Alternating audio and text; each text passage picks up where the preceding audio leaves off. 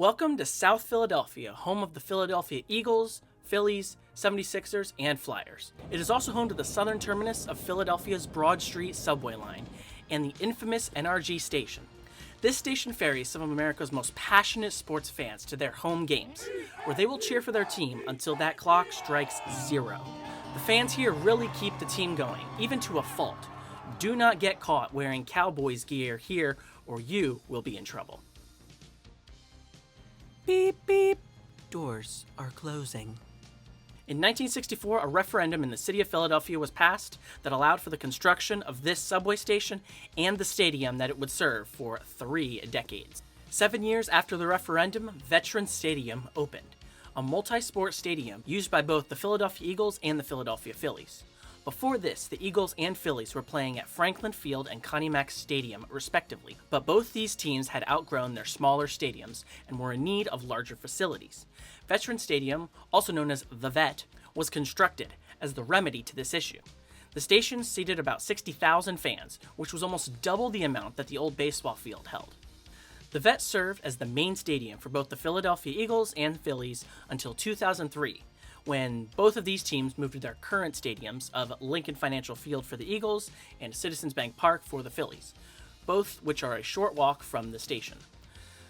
Veterans Stadium was demolished and is now a parking lot. Rest in peace.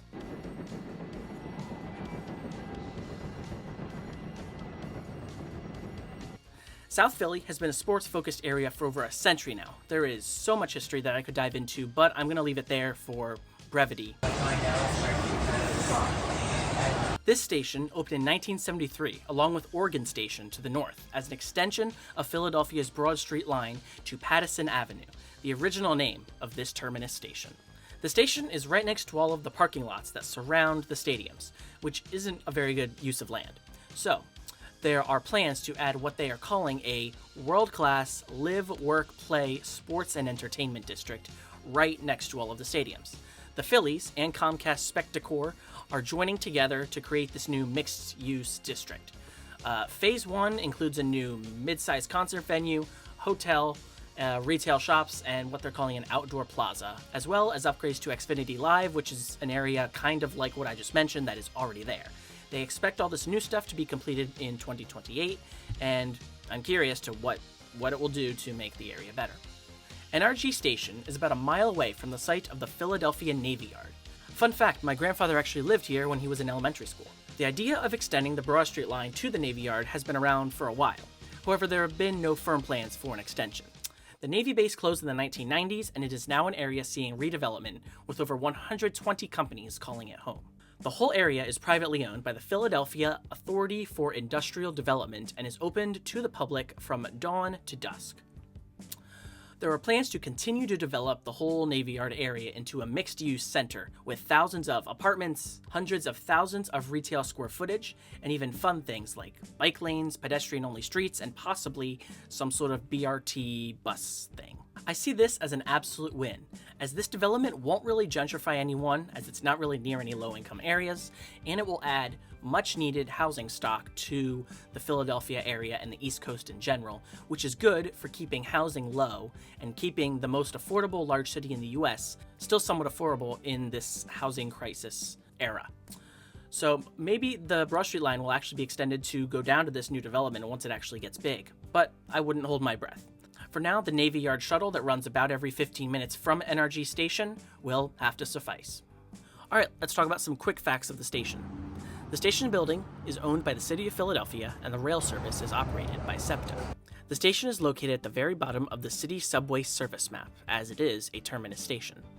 The station has a wide center platform, which seems to be larger than standard to accommodate game day crowds. The station has a bit of a different design than most other Broad Street line stations, and this is due to the fact that the station was built 45 years later after the first part of the line was constructed. Now that the station is over 50 years old, it does feel old, but it was still clean and pretty well kept when I was there.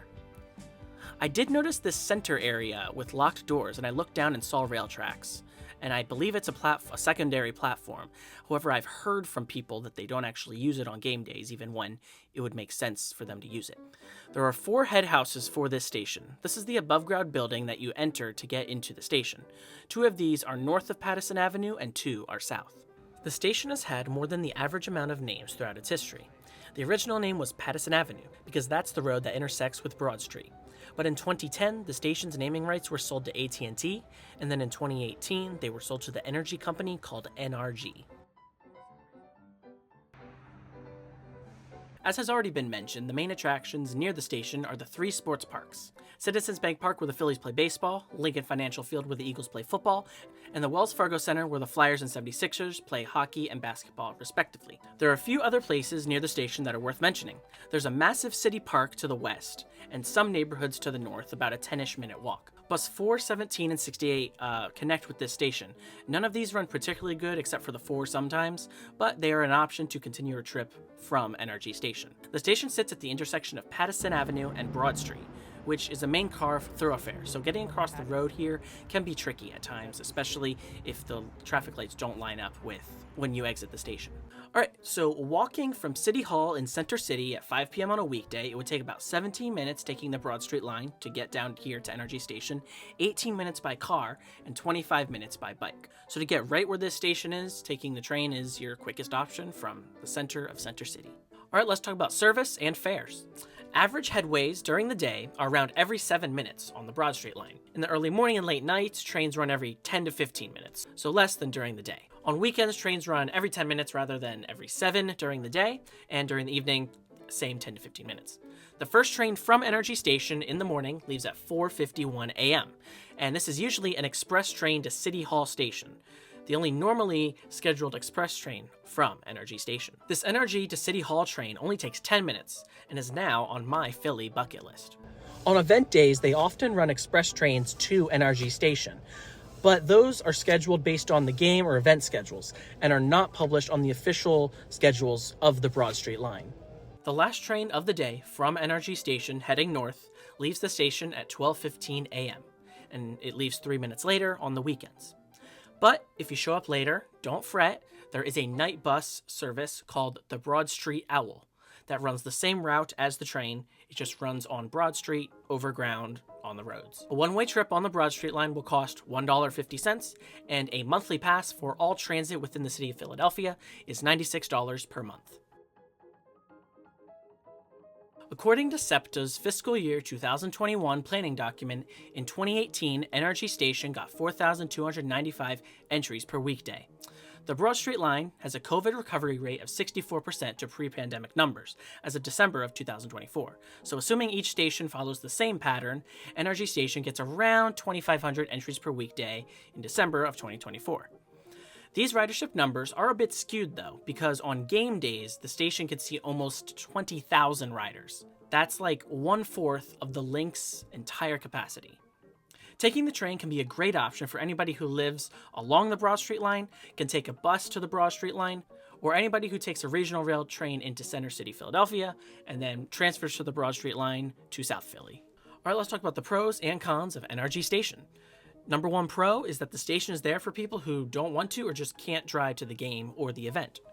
The walk from the stadiums to the station is just not that much longer than many of the parking lots that surround the stadiums. Trains run pretty frequently during the day, and express trains are usually added during event days to alleviate crowding. After games or other events, sponsorships sometimes make the ride home free. And last but certainly not least, the social atmosphere on the trains after a win, especially an Eagles win, is just something you cannot find anywhere else. Like everything in life, there are some cons to this station. Number one, it's just not that close to much housing, so during weekdays, like when I was there, it can be pretty dead, the area surrounding the station. The walk from the stadium to the station probably feels like it takes forever if the Eagles, Phillies, 76ers, or Flyers lose the game. And the bus connections to this station are pretty infrequent throughout the day, other than rush hour when it's a little better, but still not great. So I'm going to give this station a 5 out of 10. It gets the job done, especially on game days and event days, but it is surrounded by parking on one side and a park on the other. All right, so what do you guys think of this station? Do you think they should build more stuff right next to it? What do you think of the sports stuff they're planning to build at some point in the general area? Do you think that'll do much? Do you think that the extension down to the Navy Yard should that be a thing? Should they invest the money? Let me know down below. All right, that's it for this video. Remember to go outside, touch some grass, and have a great day. Bye.